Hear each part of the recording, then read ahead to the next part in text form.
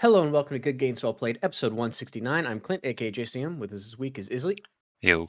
And Messiah has an appointment, so she did not be able to join us. But yeah, we talked last week about how we had the Bethesda union that got signed. Another one got done this week. The World of Warcraft entire development team has officially unionized. And we were speculating about Activision Blizzard. I didn't even realize that they were trying to get that done. But yeah, they early this week, an official vote of over 500 eligible employees working at the World. This is reported by IGN. Working at World of Warcraft was tallied and certified, and now Blizzard Entertainment has its first ever, straight up union, just encompassing the entire game dev team for just the one division, for the entire team, not just the one division like the team, but it's like the entire. Did either of those articles explain why game unions are suddenly happening? They've been. It feels like something that should have happened like 30 years ago. It feels like it's very, very late in the gaming industry's like overall history for unions to just start showing up. And like crunch time and bad working conditions for gaming studios it's not like a new thing. That's definitely been going on for decades. So it just feels strange that they're just now starting to pop up. I think it's because union busting is so damn strong in this country that anybody who has even thought about it, like, it's just hard to get enough people on board. And then the people that do, it's like, then there's just massive union busting efforts with like just counter union propaganda put up in the workplace. And like, it's tough. But I think the reason it's so prevalent now is just because of the years of turmoil that the video game industry has had. Like, if everything was kosher and, companies were growing and we didn't have these, massive layoffs in the industry, I feel like maybe there wouldn't be as many. Unless, except maybe for the folks that had like insane crunch at their particular studios. But I feel like that, like the massive layoffs is a huge thing. Cause it's like, that's the one thing about game dev. I mean, well, it's like any job, but game dev is always kind of like the NFL. Like, oh, you get fired from one company, you're probably in that state that they're in because there was no work from home prior to COVID and, no remote work. So it's like, okay, if I can get hired at another game studio, sure. Cause that's where your talent lies. But then it's like, you got to move across the country. And then it's not a for sure situation, which is why the union make it so good. Because then it's like, okay, you can't just get fired, especially if you move your whole family and you have to, get a place. And it's not everyone has like a incentive package for like my company. If they end up, usually if you get like a higher, more admin position, they like people to work at their central location in Chicago. And so they'll have like employee packages to help them move, like a moving assistance package. But like at that point, you're already in a higher position because you have the admin in order to move out there. So it's like, okay, you're not starting out from nothing and then moving out there, or like you don't just start at the company.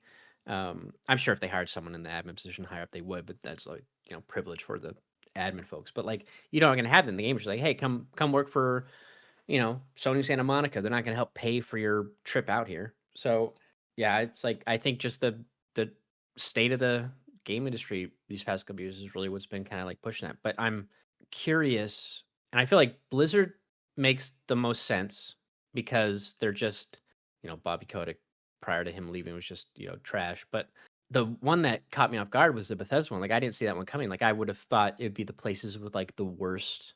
They always talk about like, oh, EA is the worst company to work for. It's always like the joke. And it's like, right. Really? I feel like it would be, Blizzard wouldn't be the worst to work for, but Blizzard would probably have the worst administration to work for. You know what I mean? Yeah, I could see that being true. Yeah, like it's like, okay, the CEO there, it's like, it's all about money. They don't care about the employees or anything. Like there's just a disconnect. Like it's very business forward and it's not, oh, we're a family here. It's like, no, that's never the case. You're not a family. Yeah, we're a family until, profit goes down and then we're just a liability and you got to let us go. But so, yeah, I'm sure that's why, just because of how rough it's been in the industry. And It's definitely interesting. I'm curious, one, which other studios are going to unionize, because I feel like once one company starts, others start kind of falling in line and following. And then I'm also just really curious to see what impact it has on game development.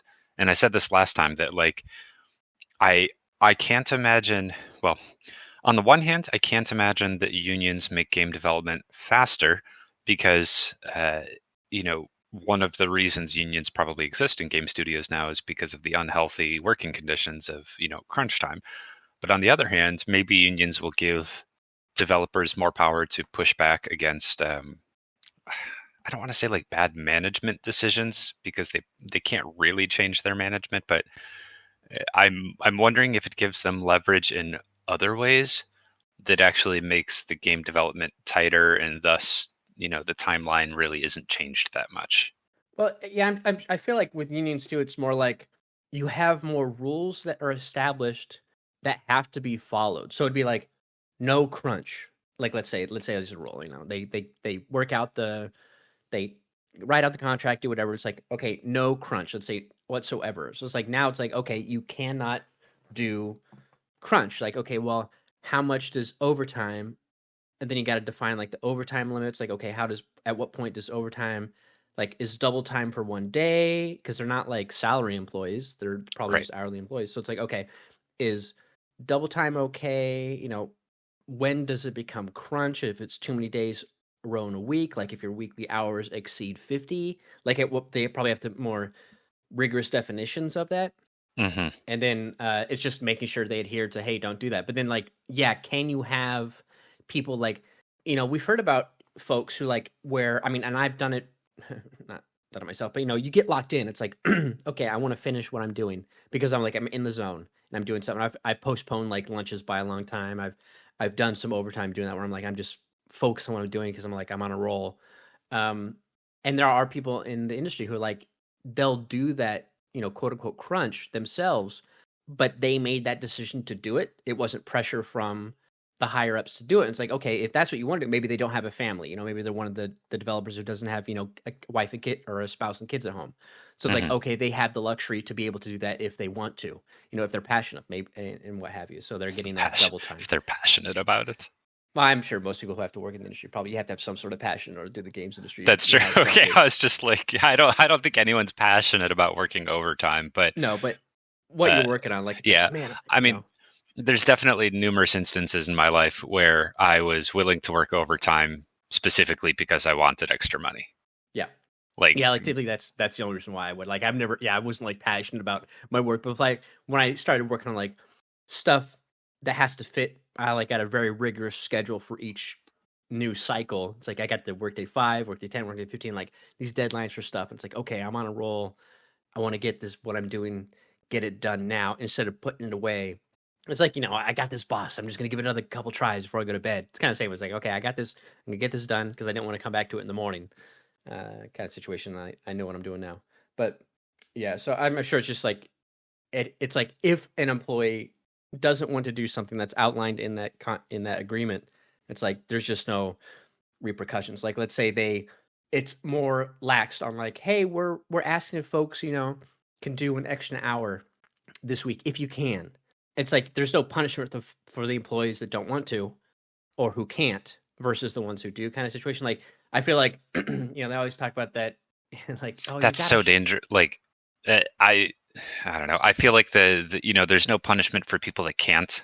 Idea never works because there will always be punishment for the people that can't. Like, whether they're passed up for promotion or whatever, there's always some sort of repercussion if you're not the person to stay and do overtime, which is then how the crunch time develop. It's right, like and that's what it's going to do. Like that, you do like you could say that, but you can run into that because there's such that business mindset of, oh well, then we'll promote the person who gives their life to the job, which is such a dumb corporate thing. It's like I saw a funny there's like I think it was a reenactment. It was on TikTok, showed up on other social media feeds. It was like someone doing a reenactment of their conversation with HR. You've seen a lot of those that show up on like certain job subreddits, and it was like someone like HR like pointing out that they leave right at 4 or whatever, right on time, whereas someone else stays like an extra hour, and then the employee was like, yeah, but I get my work done, and like maybe I just am better at managing my time than employee B. Like, Yeah. maybe you should be questioning them why it takes them an extra hour to get their stuff done when I can get my stuff done with it the allotted time I'm supposed to work. And it was like HR was just befuddled because, again, it was that corporate mindset of, oh, you're not showing an attitude of, company first kind of situation, which Right. is so much bullshit. Oh, yeah. And what I said earlier for the union could be a really bad example. I don't know enough about unions to know exactly what's.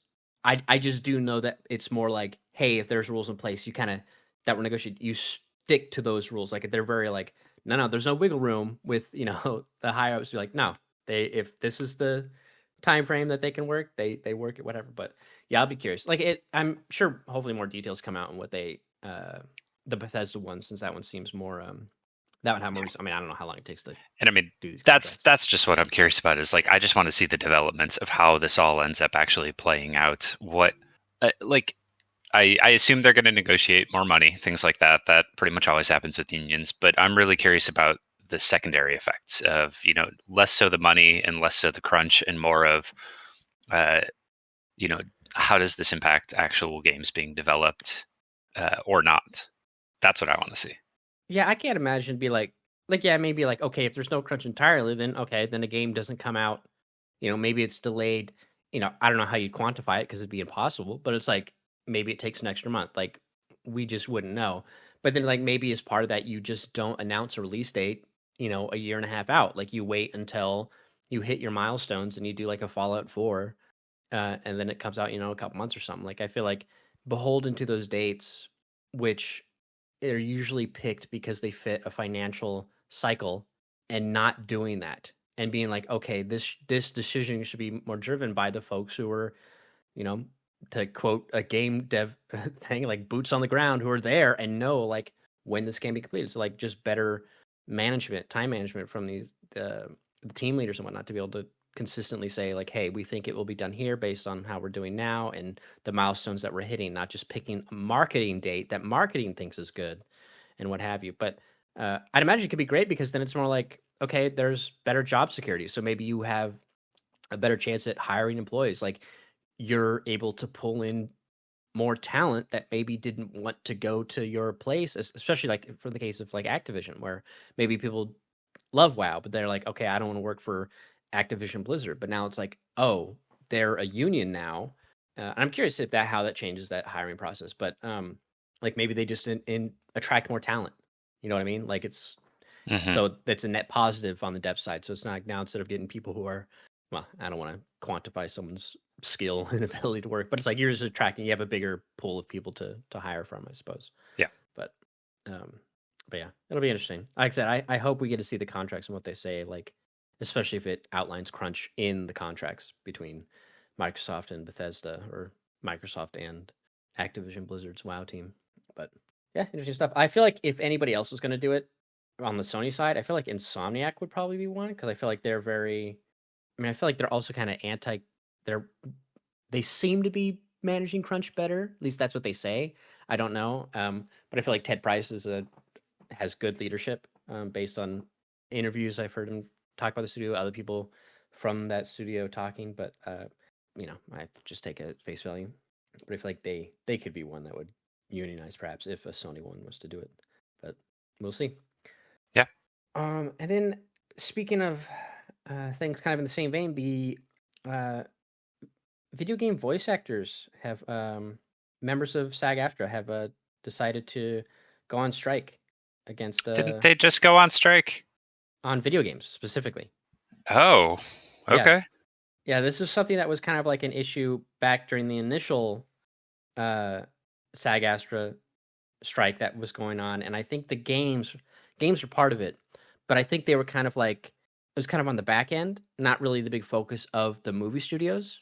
But yeah, they one of the key issue here is a report from IGN. As highlighted by SAG-AFTRA's initial statement announcing the strike is the lack of agreement between the guild and video game producers on the subject of artificial intelligence technology. In a statement, SAG-AFTRA President Fran Drescher said, quote, "Our employees are not interested in fair, reasonable AI protections, but rather flagrant exploitation." So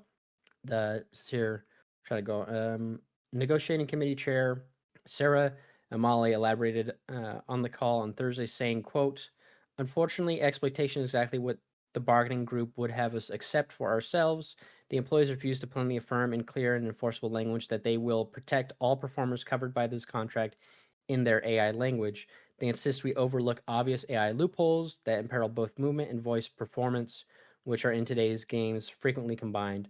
Their offer is quite literally unacceptable." So it sounds like they just haven't reached a good enough agreement with game studios on the use of AI. So I'll be interested to see how this goes. Yeah, the start on the midnight on July 26th is when the strike officially started.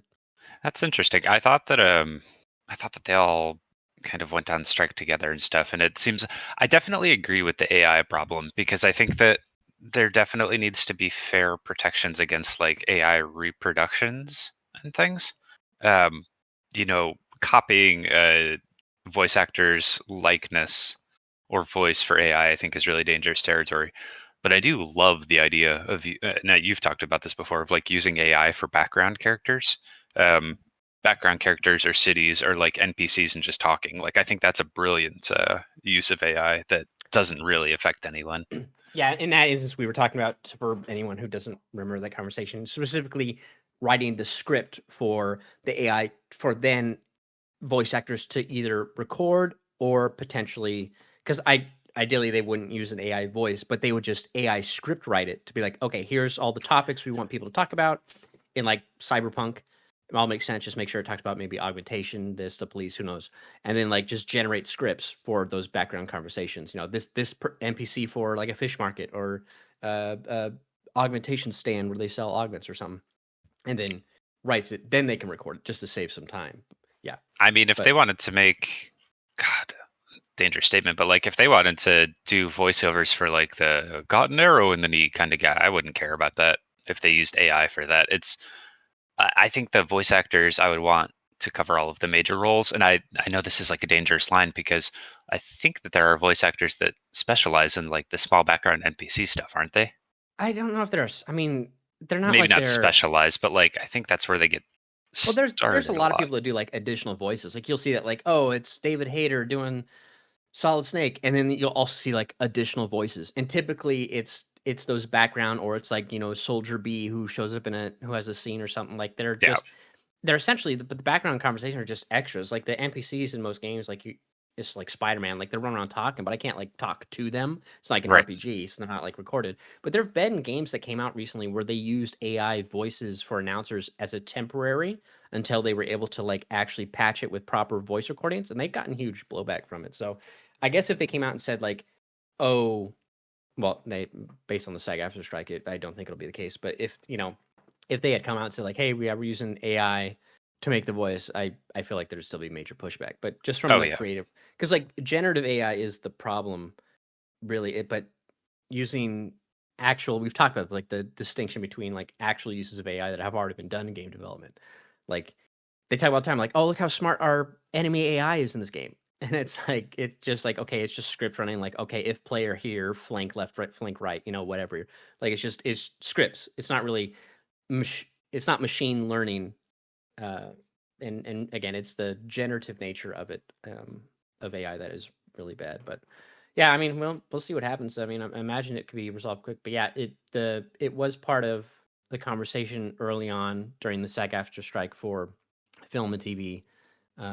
But it seemed like they were in a good spot, but it sounds like the contracts that they worked out weren't strong enough. And again, they mentioned the loopholes and what have you. So we'll see what happens there. I'm curious, like, okay, I get my assumption there is like, okay, SAG-AFTRA is the union. So, and the game devs, they need probably 100% agreement, where you can't have like, okay, hypothetically, all the Sony devs are like, okay. And then all the Nintendo devs are like, okay. And then you have like one Microsoft dev who isn't, but all the other Microsoft devs are good. It's like, no, you need 100% agreement.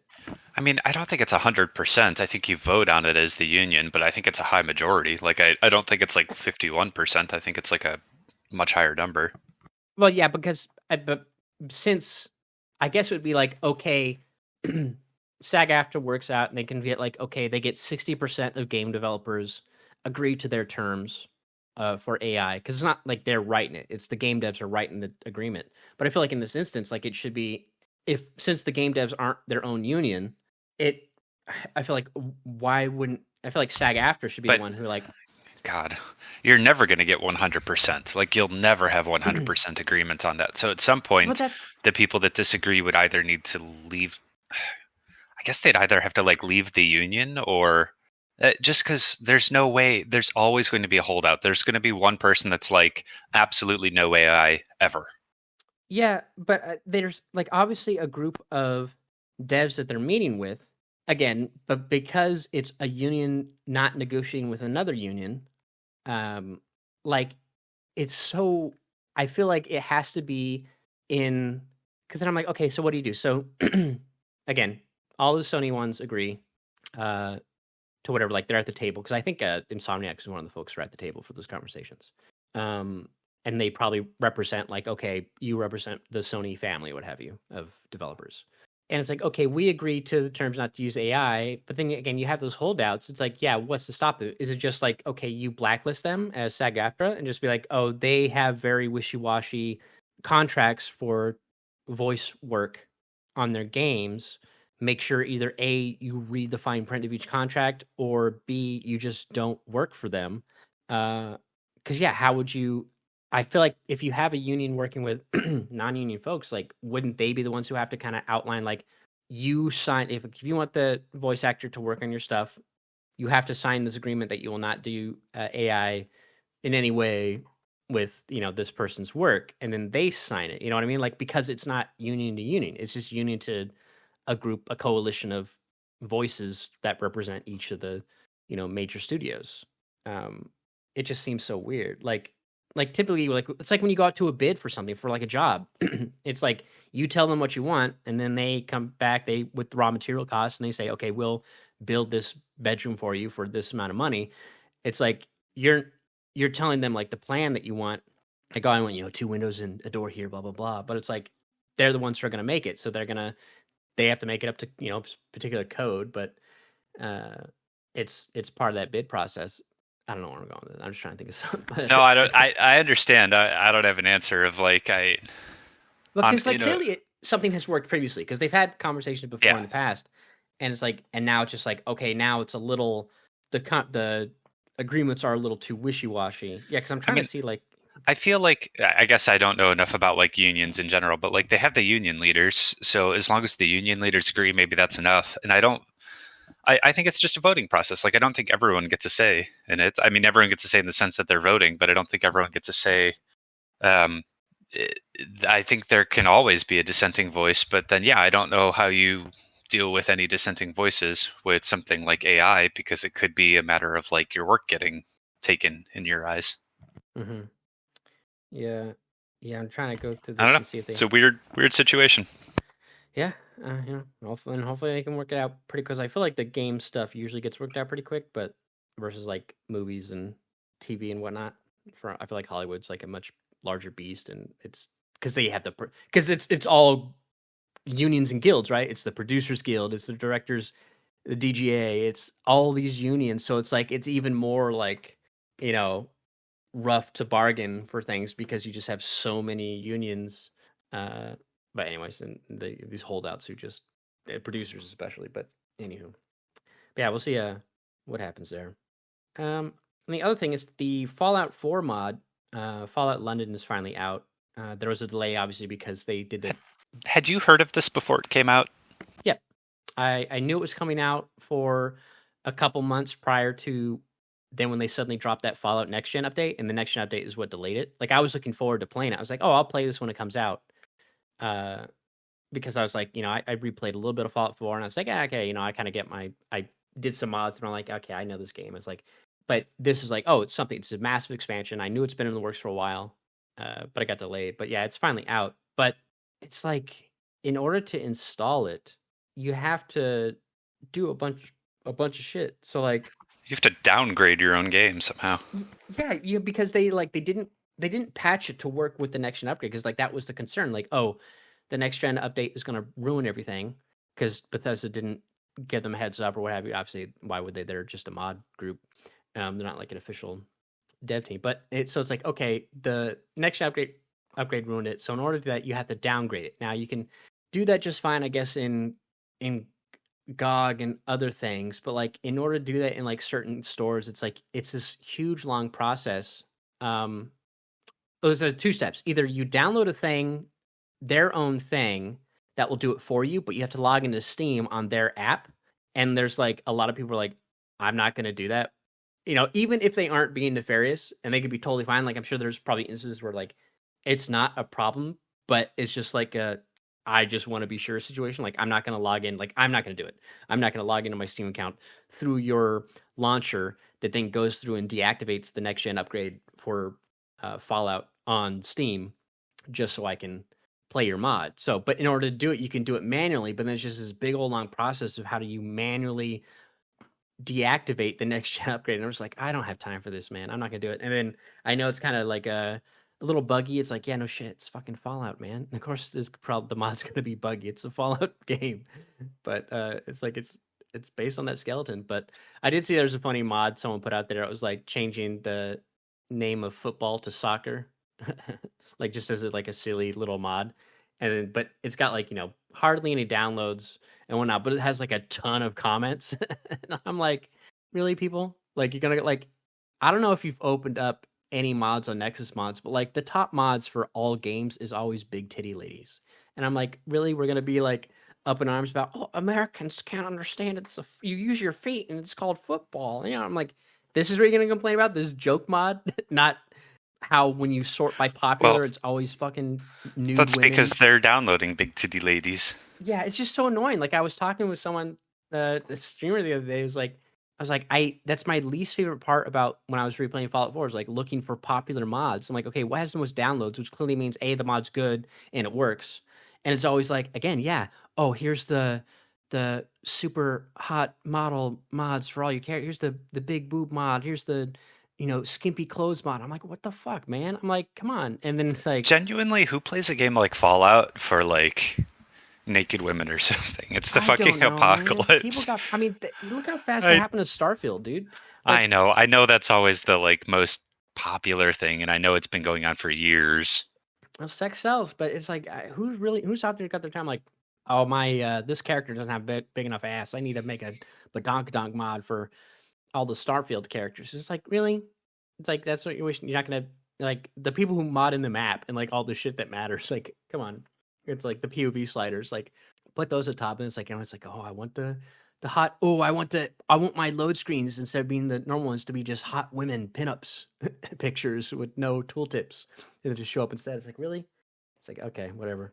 But yeah, it's like every game's like that. It feels like, but like at least in something like Baldur's Gate, they have a lot of mods, but it's like the cosmetic mods are pretty varied. I haven't sorted by most popular, so I'm sure probably like lingerie for Minthara or librarian lingerie Minthara is probably really high up there or something. Like I'm sure those are there. Like, oh, here's a new camp outfit that they can wear, or here's a skimpy gown they can wear. Like I'm sure those are up there. But I feel like anytime I see mods, it's always like, oh, there's a lot of cosmetic stuff. I'm like, in that game, it kind of like at least it makes sense because you always see conversations in those games, whether or not it's the skimpy stuff or even just making them look badass with the like they're the biker gang. They all got aviators and cigars. That looks really funny. But yeah, it's I don't know, man. People are weird. But yeah, I don't know if I'll play the Fallout London mod now because I'm like I don't want to go through that process of downgrade. It's a lot of work for a mod, and yeah. I guess if people came back and were like, "This is the absolute greatest Fallout game that's ever happened," like if that's the review is essentially that this mod is the best Fallout experience to be had ever, sure, I might go through that effort then, but it's pretty much the only way. Yeah, it needs to get like if it gets like an 8 from outlets and whatnot, and it's like maybe that I don't know if they patched the mod to get rid of. I don't know how buggy it is. I just know people complain about bugs, but it's like again, it's Fallout. But we'll see. I got enough to play. I don't need to. Like I'm sure I can do it because people have step-by-step upgrades. Like I looked how to install the FF11 Horizon mod, and I was like, okay, I've seen that. That's a pretty, kind of involved step, but it's not too bad. But I'm like, I'm sure someone has a step-by-step for the downgrading Fallout 4. It's like that's fine. But then I'm like, okay, what if I want to go back to the upgraded version? I got to make sure I do that properly. But anyway. Yeah. Moving on, Valorant is now out in open beta form. So we originally had a closed alpha, closed beta, invite only kind of situation, but now it's open to everyone on Xbox and PS5. There are some changes to the controls to kind of help slow down aiming when you're ADSing on controller, but because of that, there is no crossplay with PC and console. It's just crossplay between console, which is like, okay. I mean, I figured you probably wouldn't. Maybe in the future when it comes out, it'll just be input-based crossplay, which is usually what every game does, is input-based crossplay. But yeah, it's out now. So if people want to try Valorant on console, they can go ahead and do that. And then the last bit of news I saw is that Call of Duty Warzone is, I know you've never played the game, probably haven't seen anybody play it really, but since launch in 2020, they've had this animation where anytime your character goes in and out of the gas as it comes in or what have you, or you cross it, your character puts on their mask, their gas mask, to, protect themselves so you don't take damage if you have one, and also take it off once you come out. But like this animation like messes up your aim because you can't, like, you're aiming down sight shooting, and then you come out of the gas and your character takes off the mask, and it just ruins your animation to where your gun handle kind of goes like hip fire mode instead of ADS. And so there have been so many clips throughout the years, and I've seen so many clips from watching folks who played it where that animation like messes them up, even in like major tournaments or like smaller tournaments as well. Like it has ruined some situations. You're like, oh, the damn gas mask thing, man, it messed me up. And they finally patched it to where it's no longer going to happen. It only took them forever, but I thought that was so funny that it's like Nintendo with their official docking controller charger. I'm like, you guys didn't get rid of this. I still thought you guys were fucking with me, and I had to go and look that up after the podcast last time because that was so random. Mm-hmm. Yeah, but yeah, they patched it out, so people are still playing Warzone. Good for them, I suppose. But yeah, that's pretty much it for the news. Again, not a whole lot. It's kind of the quiet time. I know that well, I'll talk about this later. I won't put it in the news bit. I'll save it for my post conversation. But I guess we can go ahead and move on to what we've been playing. Since you're playing new stuff, we'll go ahead and start with you. So I know you've been playing Alan Wake 2 primarily, just Alan Wake 2? Yep, pretty much just Alan Wake 2. How, before you get into it, how far are you for, I'm assuming you're at the point now where you can switch between Saga and Alan? Yeah, I actually just got to that point, and I started the chapter. So I got to the point where you get the tutorial and switching in the break room, stuff like that. And then I continued playing as Saga for like, I don't know, another like half an hour after that point. So, okay, so you're not too far. No, not too far in the game. Okay. How are you enjoying it so far? I like it a lot. I said this last time, but so far I like it a lot more than Alan Wake 1. It feels like the game they wanted to make the first time around and weren't able to. So I guess dividing it up, like Alan Wake's portion in, well, I guess they call it the dark place, but also the overlap. I'm not far enough to know if there's a difference and if the overlap is just like where you can transition in and out of it. But anyways, the dark place that Alan Wake is in when you're kind of walking around that dark New York City with all of the shadows around is so spooky, and it gives me such like, it's actually less Silent Hill vibes for me and more it reminds me a little bit of Evil Within vibes of wandering around the town when it's kind of all dark and creepy, but very cool. I love the light mechanics with Alan when you have the angel lamp and you have to light things up or change things, and then like I love the mechanics with changing the plot lines to open up new paths. So I think all of that's really cool. His portions are really suitably spooky. The combat is still a little iffy to me. Like that was the main problem I had with the first game. But in the first game, the combat sucked. In this game, I wouldn't say the combat sucks. It's just there are still things that are a little rough in it that I wish were better, such as the Taken shadows when they turn into, well, I guess when the shadows like turn into Taken or turn into like creatures that you can actually shoot, they move so freaking fast, but your gameplay controls are not that fast. So it feels a little weird, like there's this break of like whether they want the game to be like a fast-paced shooter action kind of game or whether they want it to be a horror game, and it feels a little bit somewhere in between. Um, I don't love the flashlight mechanic. I think the first game had a better flashlight mechanic. So, you know, in the first game, well, in Alan Wake 2, the flashlight, you have charges, and I think you have 4 charges or something, and you use a boosted charge to remove darkness from things. In the first game, it was just a meter. It wasn't 4 charges, and if you weren't boosting, that meter didn't go down, and your flashlight still removed darkness, but it removed it very, very slowly. If you boosted, it removed the darkness much, much faster. But you also had no idea how much boost it would take to remove a shadow, which was kind of a cool feature. So I don't know why they changed it, because I thought it worked really well in the first game, and I don't think it works as well in this game. It just seems like a weird management thing that, like, I don't know. It still works. It just didn't need to be changed. So Alan's portion's super cool. So far, I actually think I like playing as Saga more. I'm not far into Saga yet, but her investigating all of the cult stuff is more interesting to me than Alan being stuck in the dark place, because it's like someone new being introduced to this fucked up world versus Alan retelling his experiences of being trapped in this fucked up world. But it's a good game so far. I like it a lot.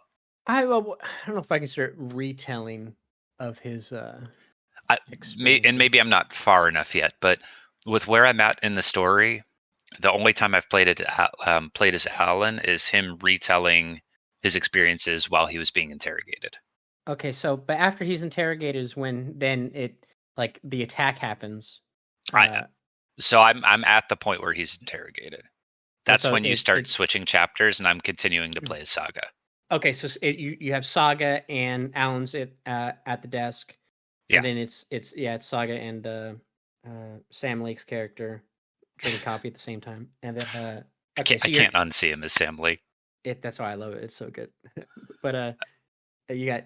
But yeah, so like the only time I've played as Alan so far is him.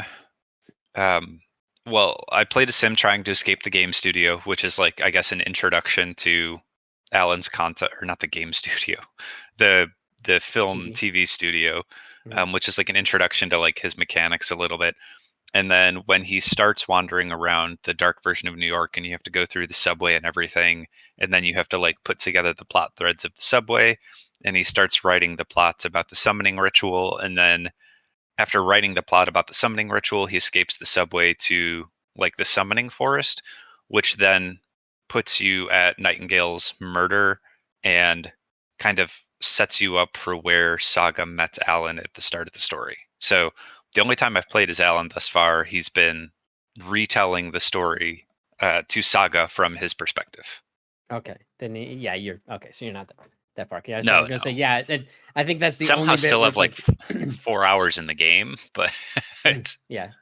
I sometimes thinking you were, because I thought at the point to where you can switch, it's after the events of what happened after the. I thought it was the interview, then there's an event, and then that's when they switch. I didn't realize to let you switch before that event happens. I wonder if they changed it, or I thought it was afterwards, but because at least that's when I remember them telling me about it was after the fact. Yeah, no, with what it is now, you basically finish the interview, and then immediately after finishing the interview, like a little corner break room lights up, and it's like you can switch by looking at puddles. Okay. All right, then you still got a little go. Yeah. Okay. It's not too far. All right. No. Yeah, but yeah, I mean, I'm really enjoying it. I think most of the changes make sense. The only one that, like I said, I kind of think is silly is the flashlight change, which worked really well in the first game and doesn't seem to work as well in this one.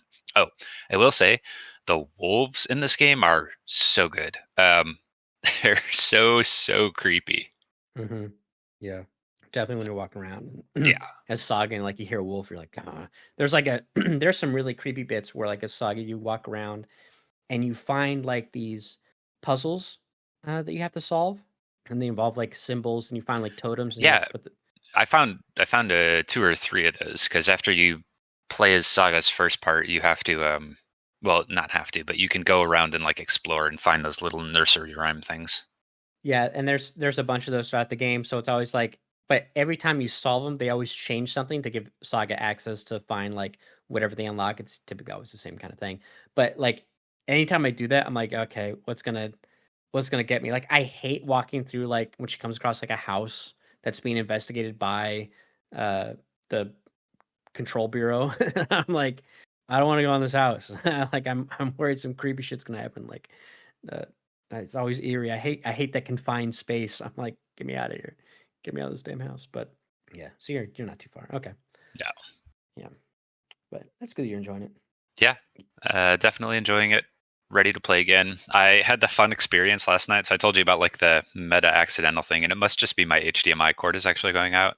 But the game has a few instances where you're in an overlap and they talk about having a bad signal.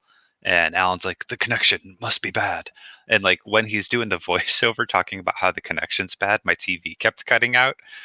And it seemed so thematically appropriate. It felt like I was being Kojima'd. And then the second kind of like weird thing I had is I was playing the overhead light in the room is going out and flickering. And the light kept flickering like around the same time as the TV was going out. So it felt like I was kind of like in the overlap myself. It was a fun experience. A little ridiculous though. Yeah, that's funny. But yeah, when you asked me, I was like, what the hell? It's like, nah, it's not a. It's like, I had to think for a second. It's like, wait, what? It's like, nope. I mean, it's something that it would make sense in like a Kojima game. I wouldn't be surprised if someone tried to implement something like that, but that's why I had to ask, is because it was happening at the exact perfect times. Mm-hmm. Yeah. I just can kind of bounce around between stuff, playing, Elden Ring, Shadow of the Erdtree, hopping between No Man's Sky. Then I also finally was like, okay, I got to get through the. I want to progress through Gauntlet of Shar to get my Dirge playthrough further along. So I've been playing kind of all through those things. I still like playing No Man's Sky, just kind of chipping away at it. I'm still like in the tutorial phase, and also I realized you can change the difficulty on the fly. So I think once I'm through the tutorial, I'll probably then change the difficulty. So you're playing Baldur's Gate, Elden Ring, and No Man's Sky, 3 games that can each take up your life all at the same time. Well, it's more like because since I like No Man's Sky, I feel like it's a game that's kind of like a relaxed game, just kind of chill. If I want to watch something, I'll just play No Man's Sky. But I'm just chipping away through that tutorial. Baldur's Gate, I'm like, I played Baldur's Gate before, so the only thing I'm playing it differently is because it's the Dirge playthrough. So I want to like make my evil choices and what have you. I just haven't progressed too far because I'm like, I'm in the Gauntlet of Shar. I'm like, do I really want to go through this section? Is like, I just kind of stalled out there. But then I was like, I got to just get through this real quick because it's not like it's that difficult. Like people always talk about like that's their least favorite part of replaying Baldur's Gate is the Gauntlet of Shar. I'm like, it's not really that bad. I never found the Gauntlet of Shar bad. I'm surprised people don't like it. Yeah, and then just Shadow of the Erdtree. I just play that, when I can, because I'm not always like in the mood to just hop into Elden Ring, and I'm not like super far in that. I've just been grabbing the SCAD tree upgrades when I can, going through beating some bosses. I did like I talking to Zaya. I think I did like one of my favorite boss fights so far in that game. It happened earlier this week. I'm not going to spoil it. But I really like that fight. Zaya was talking about in the podcast last time that a lot of the better boss fights in the game are like the human-sized enemies, and this is one of them. And I really liked the fight a lot. I thought it was a lot of fun. And then when I changed up my, I think I talked about it last time. When I changed up my fighting style to stop using the weapon I had for my base playthrough, and use like I knew about one of the DLC weapons that were pretty good, just from people because it's been out for so long, people that have played it, and I've also heard just in general that all the DLC weapons are really strong. So I'm just changed up a bit, running one of the DLC weapons. So it's just like doing that has made it a lot of fun. I'm enjoying it so far, especially because it, lies to be kind of messed stuff up for me. But there's still the dodging, which is like okay, whatever. But yeah, I'm having fun there, just going through. There's some really creepy part that I got to. I was like, what the hell is this? I was talking to Zaya about it. I'm not going to spoil it. for when you play it later. But yeah, I'm enjoying it. I took out one of the giant flame lantern walking giant dudes in the game, and it was like because luckily the AoE fire that they do doesn't kill me in one hit now that I've got enough SAG-AFTRA upgrades. And then when I fought him, I was like, oh, this guy's just a basic bitch, like to take him out. And I was like, it's so, and they talked about how jumping is better than rolling, and this was like definitely one of those fights where like, oh, I just jump when they stomp their feet because like it stomps its giant feet and like fire fans out, and I'm like, you just jump, like it's super easy to dodge the hitbox. So I took that thing down, and then I went to go take out another one, but it has one like different move set where like it summons like brimstone from the sky, and I have to also pull it away from this. Like it's in an encampment with some enemies. I'm like, I don't want to go through and kill the enemies, and then pull it away from that camp.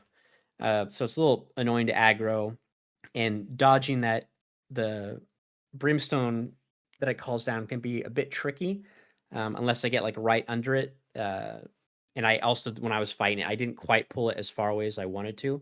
So I was like kind of in a weird, like the terrain was kind of unfavorable to maneuver around. So I didn't quite beat him there. I was like, I'll get back to that later. But yeah, having fun. Did a couple, again, just running around, fun exploring. It's like, there's this one area that I was like, I thought it was going to be kind of a flat hill spot on the map that I was trying to run through. But it was like this underground bit that was like very spirally, not spirally, but it was like just a lot of levels to it. I was like, okay, that's kind of weird. I got through that. And then I was like trying to figure out how to get to this one part on the map. Like for so long, I'm like, how do I get over there? Because I couldn't see like a good way to get there. And there's like this pillar I could jump down to. And I'm like, okay, I see someone has like they wrote a message on the pillar. So clearly we can get there. So I jumped down there on the horse. Land is fine, don't take any damage. Then there's another broken thing down below, and it looks as well like you can jump to it. Like it doesn't look that much further than the other one, but I guess it's like right past that point of, oh, now you take maximum damage and just die instantly. So I'm like, I couldn't make it. But then I found later, I was like, oh, I found like this little ledge like right near the site of grace that I could just you had to like rotate the camera really to see it, but I found, I was like, okay, now I can get down there. And that was nice. I was like, oh, finally. But yeah, just kind of run around, fun environments. Just kind of chipping away at that. And then yeah, I hopped into Baldur's Gate last night. I was playing that for a while, and got through the Gauntlet of Shar. And yeah, they patched in like the invisible walking path one. Like they just made it easier by. Yeah, you sent that screenshot, and I'm like, holy shit! They made the pattern on the floor much more obvious than it used to be. Yeah, I was like, it was so shiny, and I'm like, I had already done it, like in one of my previous logins, like weeks ago at Baldur's Gate. Like I did I did that one, and I like stopped for a bit, and then I went back and I did the twin fight where you fight your copies. I did that one, and then I came back today. I'm like, okay, well, let's finish Gauntlet Shard, and I noticed it. I'm like, I didn't notice that previously, so it must have been patched in between when I replayed that section to now. Well, but it was always there. It was the pattern was always on the floor.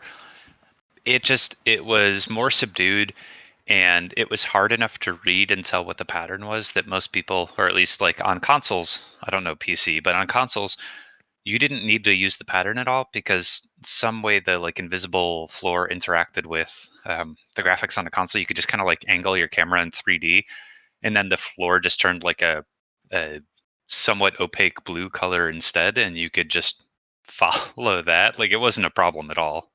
Yeah, I mean, because you can see like the floor is visible. It was always visible to like as you run up, like you see it, and then from a distance, but as you get closer, it disappears. So it's kind of like that.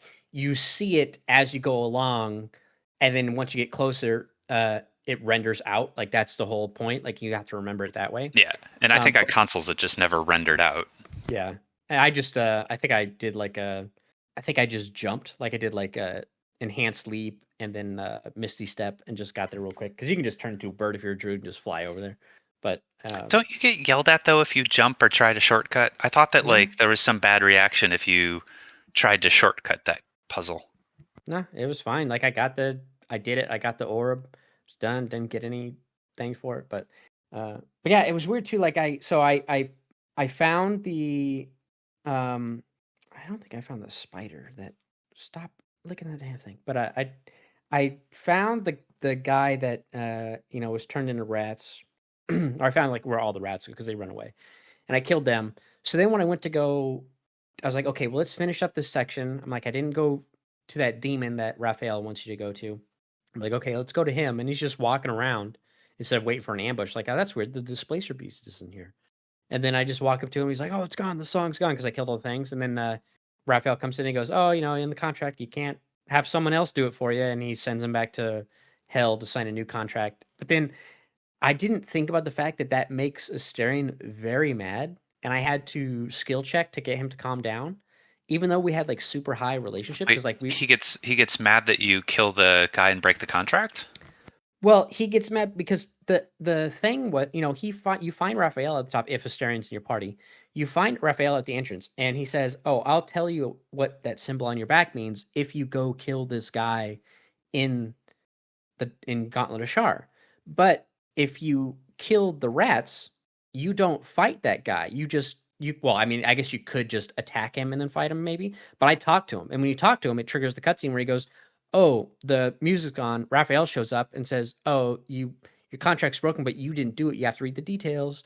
And he sends him back to Avernus. He doesn't, or to back to the Hall of um, Hope or whatever, House of Hope, and you don't get a chance to fight him. But because you didn't fight him and kill him like Raphael asked, he doesn't tell Asterion. He just bounces, and Asterion doesn't learn about the symbol on his back. So he gets very mad. This is all new to me since I never played with Asterion, so he never got upset. He never even talked to Raphael, and I never learned about the symbol on his back until like the end of Act 3. Yeah, so if he's not in your party, again, he gets upset. But I don't know if it's like if he would have left if I just kept telling him like calm down. Because again, it gave me 2 skill check options to get him to relax, and then 1 just normal option. So I'm guessing that would have been one of the key "I'm out of here" moments for that character, just like there is that kind of moment for other characters in the game as well. Like again, it seems like the majority of people can leave because as what the other thing that happened was when I went down, I was like, okay, well, I'm doing my evil playthrough, so I'll let the night song get taken. But if Balthazar takes the night song, then Shadowheart gets pissed off and she leaves. And I'm like, fuck. And I'm like, and I could have been fine because I still had Lysel. So I could have just like respect Lysel or Minthara to be the healer if I wanted. But I was like, no, I do want to see her evil path as well, like going with the Shar. I was like, so I loaded back and I'm like, okay, I'll kill Balthazar and then I'll kill the Night Song. And I did that, and okay, everything's good. But I was curious, like, okay, well, what happens if you let Balthazar? Because then I thought too, like, oh, what if I just send her to camp and I just get Lysel and do it? I'm like, well, I'm like, there's no point because I still want her to, go the Shar path on her character. Just like I'd want to do, like, if I was still playing Lysel, I'd make her side with the Githyanki Queen to see her kind of like alternate path as well. But like, okay, so like, what happens if you let the Night Song get taken? So like, I looked it up and like, what happened? So spoilers for the Night Song, but if you don't have Shadowheart and you let Balthazar take the Night Song on your evil playthrough, or even I guess on a normal playthrough, normal being good, I guess. When you go back to Ketheric, he's like, "Oh, hey, good job, thanks. Now you've earned you get a chance to see the absolute." So I guess he goes, he takes you to the absolute to be judged. I don't know if you see the again, spoilers, the nether brain, and that judges you, but like you go to get judged, but of course the prism prevents that and it hurts the absolute. So then you get locked up because they're trying to, they realize, oh, there's something about the worm in your brain, and since Balthazar is alive, he wants Balthazar to cut it out so he can study it. So you're locked up in like a different, I'm trying to remember where they lock you up. It's like in a different spot, and like you have to break out of there and then proceed. So it's like a different path, but you still kind of get to the same fight with Ketheric.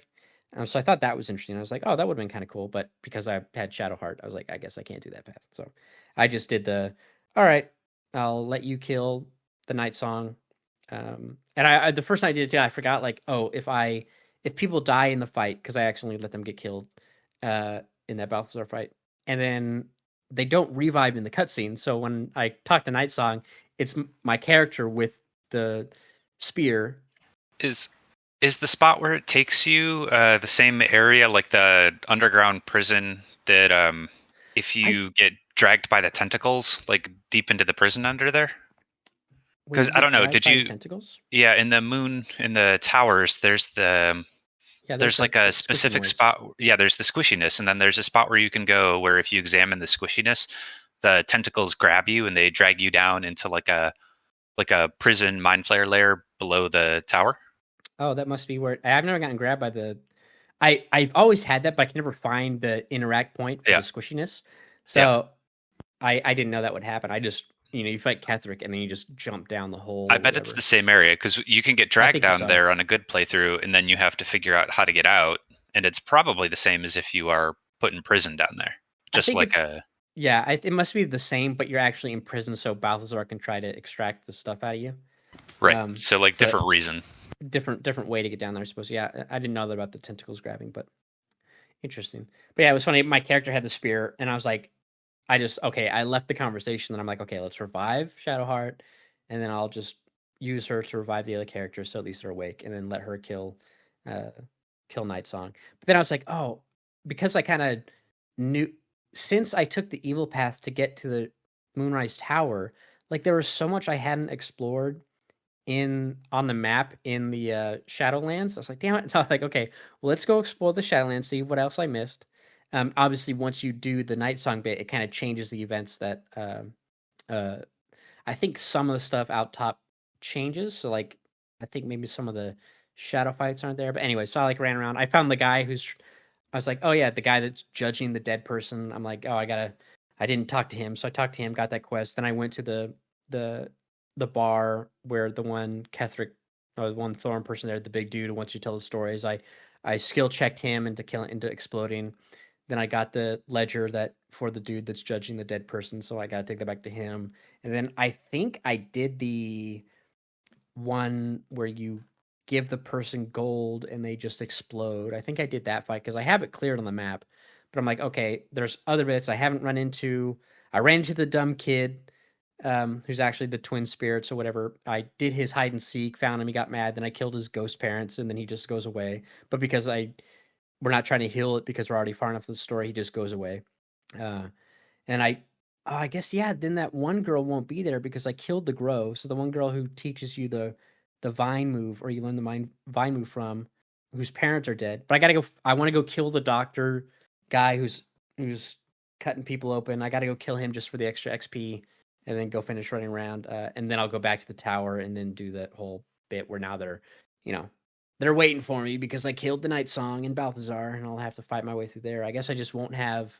I'm curious how that'll play out differently because obviously we don't have everybody from Last Light In charging it. So I'm wondering, like, am I gonna have to fight the same number of people in? Because I did kind of look, uh, like I teleported to Moonrise, and I kind of looked up and I see like one dude standing Well, there in a robe. on evil, do you still charge Moonrise Tower even on evil? You don't like find a different alternate path? Well, it's not that you charge it. It's like once you kill Night Song, then it's like okay, you went against Ketheric. Again, that's why I was curious. I wanted Night Song to be taken because that's what Ketheric wanted, and it'd make you get close to him. And that's where it plays out differently. Night Song gets taken. You go back to Moonrise. He says, "Congrats, good job." You go talk to the Absolute, and then you get locked up because you have the prism and the worm in your brain is different. And then it plays out of you escaping and then taking down Ketheric because they realize you're not really part of the cult or what have you. Versus just like, okay, you killed the Night Song, regardless if you're good or bad. When you go back to the Moonrise Tower, it's like you're an enemy of the state because you didn't do what Ketheric told you to do. So I'm assuming I have to do a whole fight. I don't know if I can talk my way out of it. Again, I didn't go do it because if Minthara is in your party and you free her, you can't take her to Moonrise because she'll just get attacked. So you have to like leave her. And then so I'm like, okay, so I haven't gone up to see what would happen. I just kind of looked up ahead and I saw a robe dude with like 3 spectral things around him. So he looked like, okay, this is going to be a fight. But I don't know if it'll be like a fight against everybody on the inside. Um, so I'm just curious how that'll play out. If I could like talk my way out of it and be like, oh no, I tried, but something went wrong. But like, he obviously knows he's not immortal anymore. Oops, my bad. Yeah, I didn't do it. But yeah, so I don't.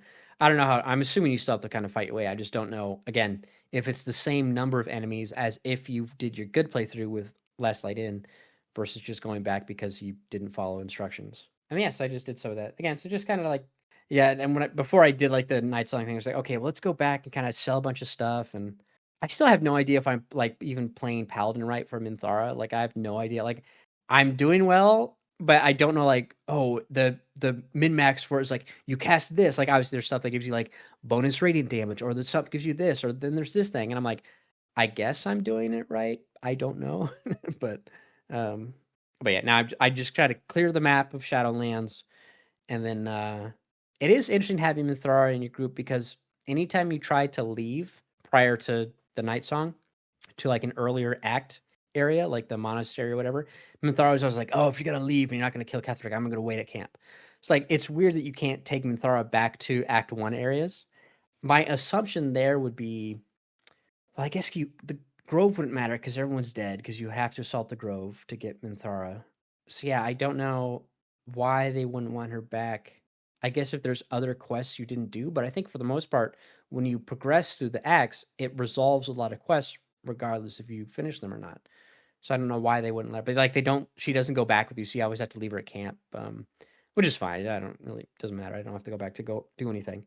But yeah, it's just I was like, oh, I went to go teleport out of a place and I clicked the wrong button. She's like, oh, if you're gonna go there, I'm gonna go to camp. I'm like, oops, I clicked the wrong place. I had a bit where like I was walking through and I was trying to go to camp to rest, and I kept trying to long rest at camp, and I kept saying you can't fast travel from this location. I'm like, I'm trying to long rest. What the fuck does this mean? And like I couldn't figure it out. And so like I was Googling it, and so I was like, oh, that means you don't have your party with you. And I go back, I leave camp, I go back to where I was, and sure enough, like none of the group was with me. And I wasn't like ungrouped. They just weren't with me. And it was not like we jumped somewhere. We just ran out of a zone and they just didn't walk across this bridge for some reason. And I'm like, what are you guys doing?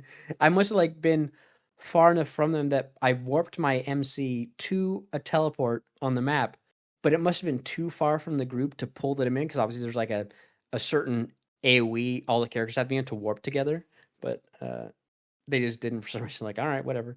And then I went back to camp and rested. But and then I had this bit where like there's that underground part where you go and you fight those.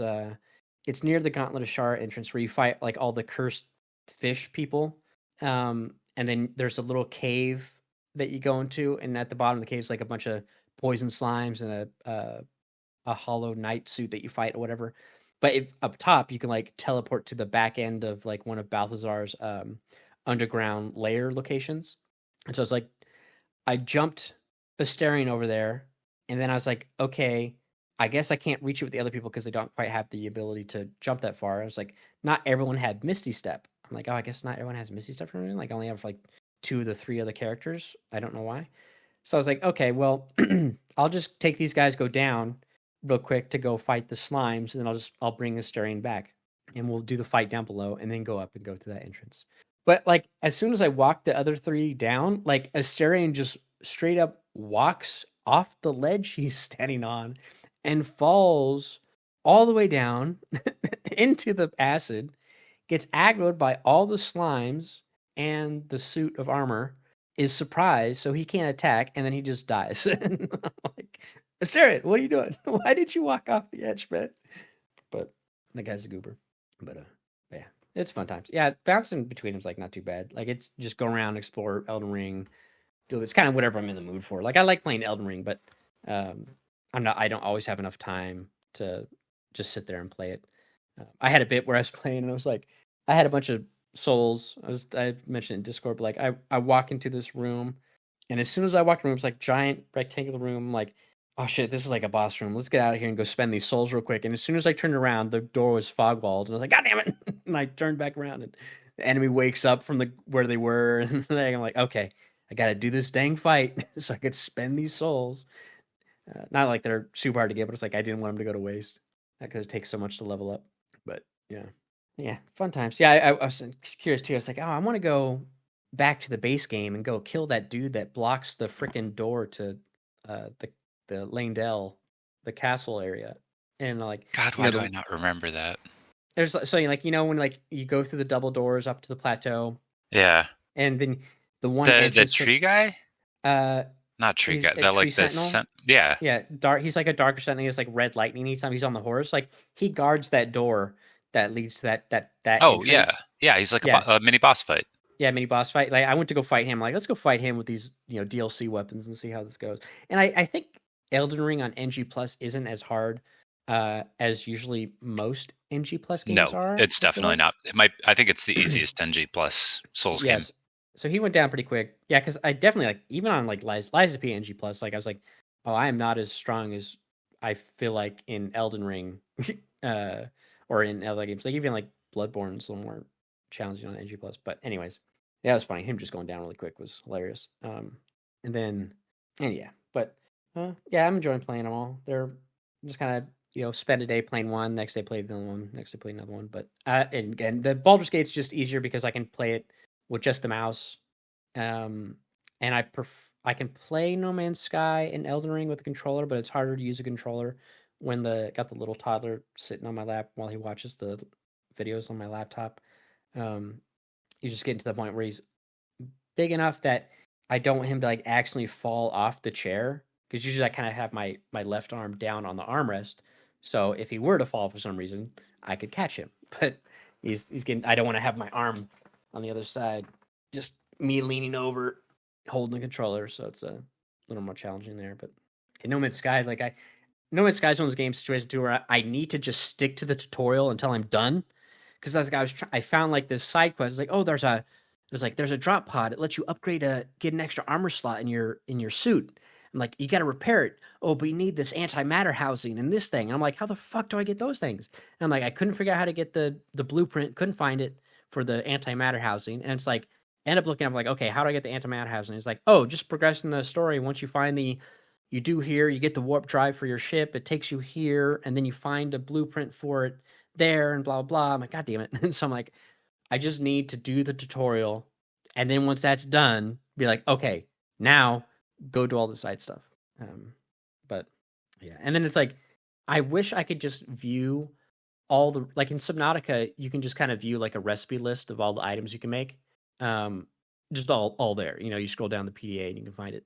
And this, I'm like, okay, I found a recipe. Like I know how to make something, but it requires refinement from something else. But then I have to remember, like, okay, what has like different categories for the items? You have like upgrades, suits, materials, refined materials, like premium materials or whatever. I'm like, okay, I don't know what category it'd be in. So I'm like, I go over here, and it's like, is the item there? Yes, no. Okay, no. I have to back out, go to the other option. Like, I wish I could just see like a giant list, like in Subnautica, and be like, oh, there's the chromatic orb I need to make, whatever. That's from Baldur's Gate. But it's like, there's the item. Then I can click it, and be like, it comes from this. And I wish I could.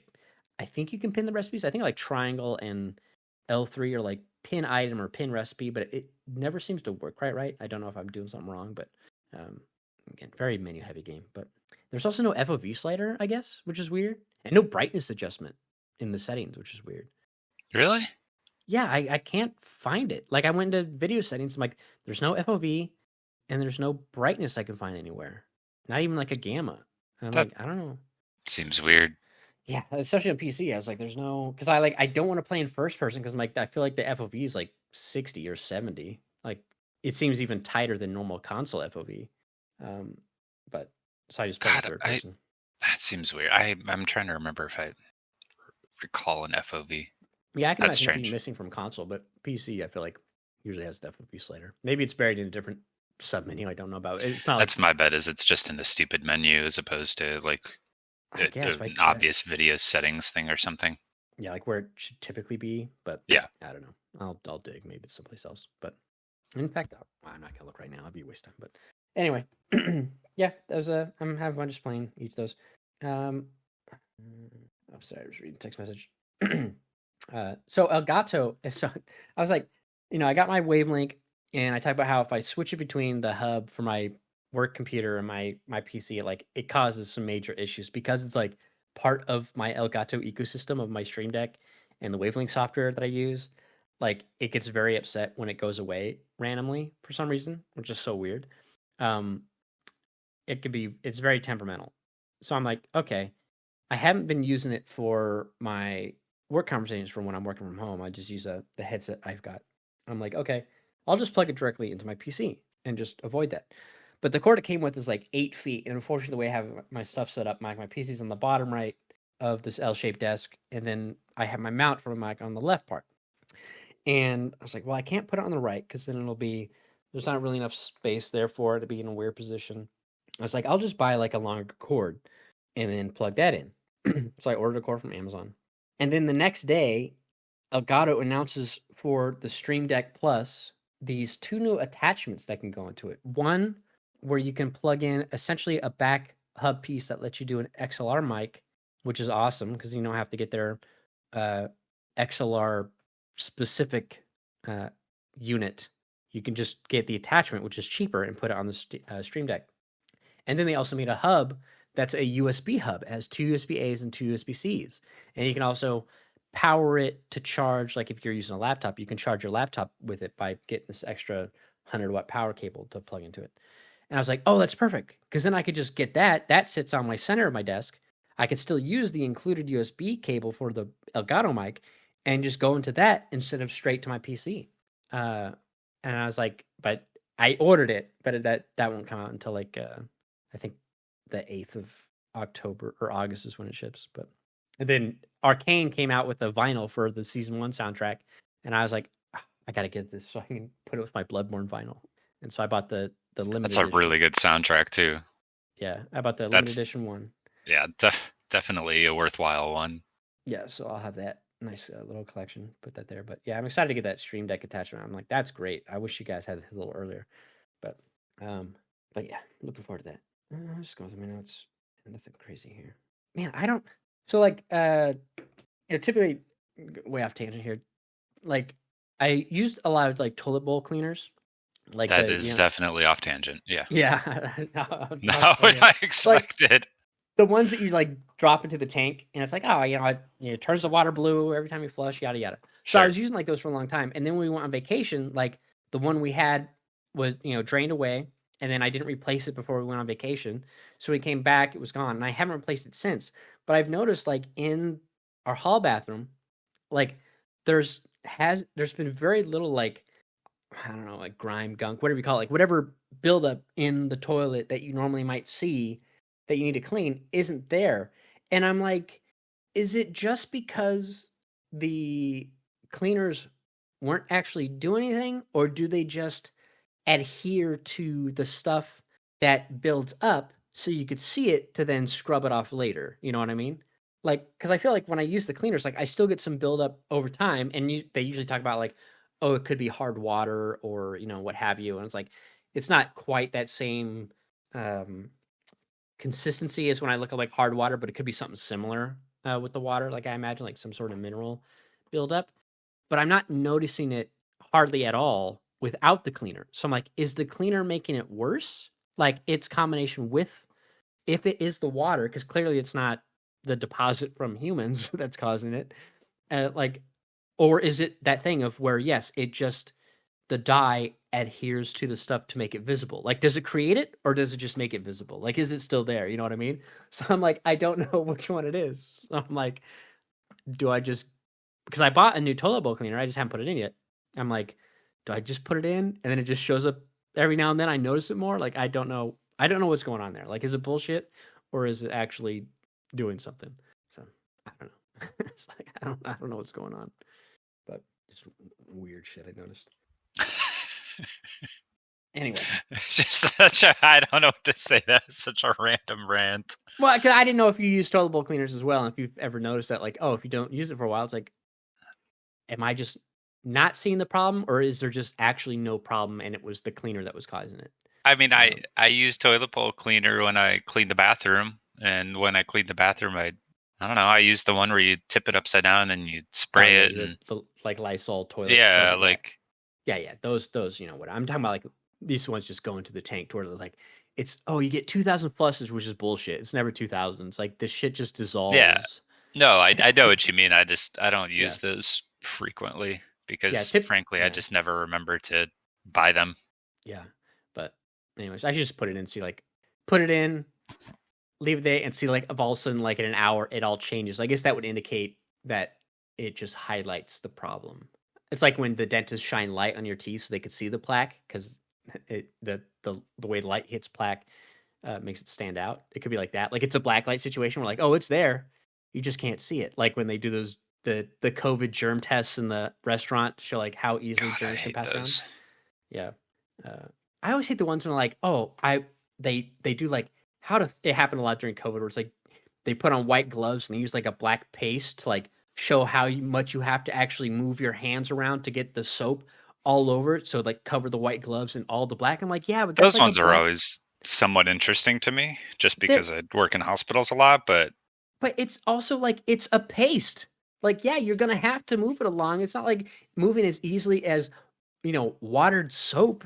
Like, which is so much more like there's no way it takes that long to get 100% coverage with fucking soap than to do paste on a vinyl glove. You know what I mean? Like it's entirely different textures. Like it's such a bad, like they're like getting fingers in. Like I'm like, no, that's impossible. There's no way it would have to take that much to get it spread down there. Like you're insane.